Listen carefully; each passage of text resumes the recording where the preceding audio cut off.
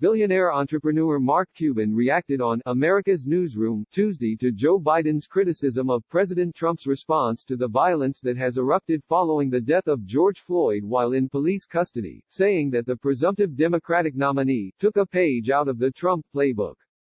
Biden on Tuesday called the protests sparked by George Floyd's death a wake-up call for our nation, and vowed to reverse the nation's systemic racism with long-overdue concrete changes. In a 20-minute speech that was carried live by all three major national cable news networks, the former vice president slammed President Trump as being more interested in serving the passions of his base than the needs of the people in his care, and charged that the president is part of the problem and accelerates it. Host Sandra Smith asked Cuban if this a time for finger-pointing. What powers does the president have to use military to quell domestic unrest? Does that enhance progress and get us out of that, or do we need calls for unity? She went on to ask. In response, Cuban noted that Biden called for unity as well. He then went on to explain why he thinks Biden took a page out of the Trump playbook for a portion of his speech on Tuesday.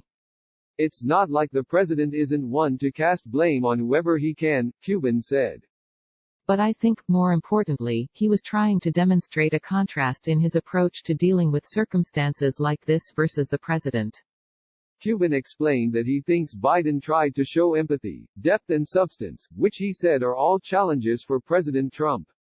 So the way I perceived it wasn't so much as pointing fingers as much as just showing here's the difference in what I can present versus what our current president is able to present, Cuban said. Protests were sparked by the May 25 death of Floyd, a Minneapolis man who died in police custody after an officer kneeled on his neck for more than 8 minutes in a moment caught on cell phone video.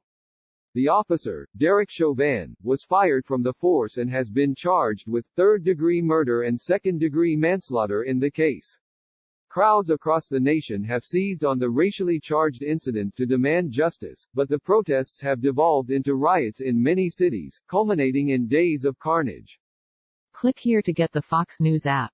On Monday, Trump said that he is taking immediate action to mobilize all available federal resources to stop riots and looting across the country, threatening to deploy the military if states don't send in the National Guard to protests.